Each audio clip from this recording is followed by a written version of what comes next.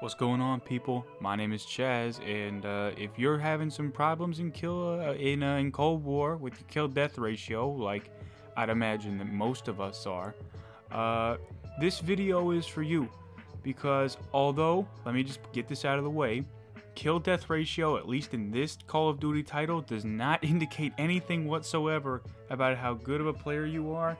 It's still a nice thing to have to flex on your friends with, and it's definitely impressive still to have a high KD in this game, especially considering how hard it is. So today I am going to be giving all of you watching 5 simple tips to instantly improve your kill death ratio in Call of Duty Black Ops Cold War. In this gameplay, you're going to see pretty much what the strategy consists of. I'm going to be breaking down all of it, just walking you through what I do in order to get these gameplays and keep my kill death ratio up in the era of skill based matchmaking. So, my first tip for everybody watching is to use the meta weapons. I know that a lot of people are not going to like that because I know that a lot of people are grinding for camos. But if you maybe are one of those ridiculous people that already have dark matter, or you're just not going for it, use the meta weapons. The M16 and the AUG are going to be your best friends. I repeat, there are no better guns in the game than those two guns. You can get one bursts, you can get kills that you just shouldn't be getting by any means, and it's instantly going to help you because you are going to be outgunning the other people on the other team pretty handily if they are not using either of those guns. So I don't have the attachments for them, or at least for the M16 that I'm using in this video. But just know that I'm pretty sure that I'm using the 5 milliwatt laser for hip fire, that 2x scope that everybody runs, the barrel that does the plus 14 for damage and fire rate, and a couple of other attachments. It honestly doesn't matter because if you're using the M16 right, you're gonna fry with it regardless. So the next thing that I want to talk about is score streak progression, because this is very important for getting a high kill death ratio, because you want to be going on big score streaks generally if you want to be pulling this type of stuff off. So I go 40-4 in this game, and I get a bunch of kills off of 2 of my score streaks. Now my progression goes as follows: I go UAV, or spy plane, whichever you want to call it, and then war machine, and then either VTOL, chopper, gunship, any of those high kill score streaks that you manually control, that will get you a lot of kills. I personally like the VTOL more than the chopper gunner because you can guide it around the map. You can take it wherever you want, and it's especially helpful on maps that say aren't like Nuketown or Satellite, because if you're like on Moscow or something and you have the chopper gunner, it's on a set flight path. You cannot control where that thing goes, and especially on Checkmate this also helps as well. If you can control where your score streak goes, it will be far easier to get a lot of kills with it. I promise you that will be the case. So I personally use the VTOL, but it's all personal preference.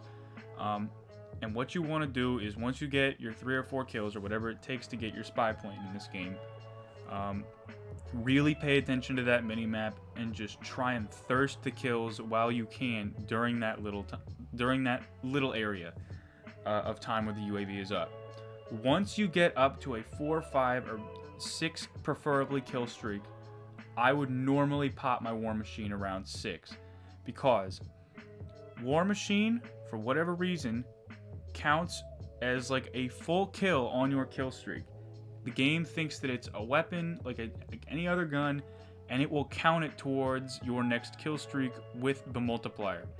So you want to use your war machine as you have begun to get on that higher streak with the higher multiplier, so that you can essentially get your high kill manually controlled kill streaks that much faster. Now in this gameplay, I actually don't pop the war machine for a while because I actually don't really need to. I get on a 12 or 13 pretty quickly in this gameplay, and I actually just don't need to pop the war machine. But normally that's what you'd see me do, is I unlock the VTOL jet right there. And so the round is going to come to an end here in a second. I am not going to pop my VTOL until the beginning of the next round, obviously, because I would have just wasted the VTOL, and be mindful of that. A good mode to do all of this stuff in is if you're really trying to go and just go for KD boosts, is to do it in domination, because it's very easy to farm kills on objectives in domination as opposed to a mode like hardpoint, control, search, and destroy. You will get a far higher KD because you know where they're going to be roughly coming from. And now, as I load in and I'm about to drop my VTOL, my third tip is to play from power positions. If you do not know what that means, just listen up. This is pretty self-explanatory. This is not camping, also, mind you. Just playing from a power position is a position which this is how I would define it, is a position that overlooks an objective, whereupon you have the more advantageous position to win any given gunfight. So on Armada, what you just saw was I was perusing the top of the map because there are a bunch of head glitches up there, and it's super easy to hear anybody that's coming up the stairs or rappelling up. You can see people pretty much coming from every single direction on UAV or a spy plane if it's up, and it's very, very easy to read where they're coming from, especially on Dom, because whichever side your team has the flag capped for is the side that they will not be coming from, and so you only need to focus on one direction, so you generally know where they are going to be coming from.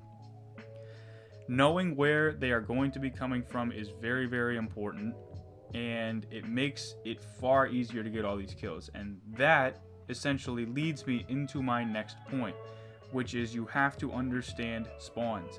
This is a more this is one of those things that is going to take you from an upper intermediate player to an advanced sort of elite, you know what you're doing, Call of Duty player.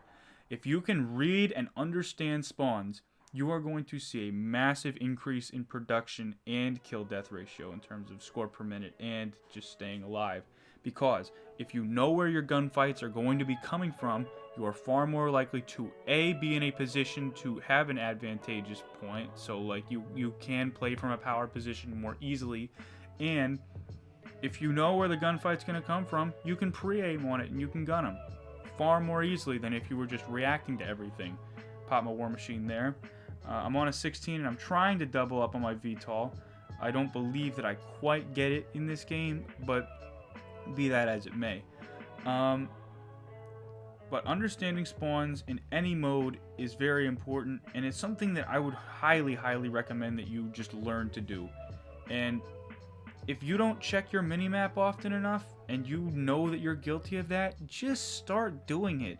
It's not that difficult. If they're not running counter spy plane, it's very, very easy to do, and you can pretty easily tell where they are going to be spawning at any given time and be able to make the adjustments that you need to based off of that. And my fifth and final tip for how to instantly improve your kill death ratio is to just be smart about your challenges. If you are trying to go up onto big score streaks, you need to be smart about the challenges that you are taking, the gunfights that you are taking, as I just totally crapped the bed right there and just let that guy kill me for no reason. I blew my nuke and I was pissed, but it's whatever. Be smart about the gunfights that you take.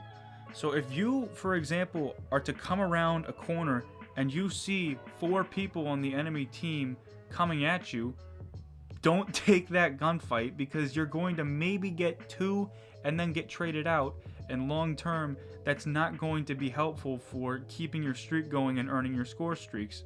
So as much as you want to prioritize getting kills so that you can get that KD up, you want to prioritize not dying as well. If you are flying around corners and just willy-nilly running around with like a chicken with your head cut off, trying to get all of the kills possible, then you are going to struggle to rack up those higher streaks. And that was a problem that I had when I first started out. It's something that comes with time, but having good trigger discipline and knowing when to back off is something that will really, really help you. And it doesn't make you, a little scaredy puss for not taking the gunfight.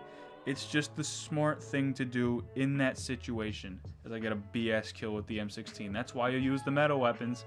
But that's essentially all that I have for those 5 tips. Now, I believe that if you internalize all of these and you begin to practice with all of these clips in mind, you will see an improvement in your kill-death ratio. But again, understand that KD is not an accurate representation of your own personal skill in this title, because skill-based matchmaking tries its hardest to whittle your KD down to a 1. And if you have anything around like a 1.3, I'd say that you're doing very, very, very well. So again, don't really take KD too much to heart, but at the same time, if you want something cool to show off to your friends and to have a little bit more fun playing the game, internalize these points that I have just given you, and you will see improvements, I promise. If you enjoyed the video, please subscribe, leave a like, comment down below if you enjoyed this video or if any of these tips helped you. And I will see you in the next video. Peace out.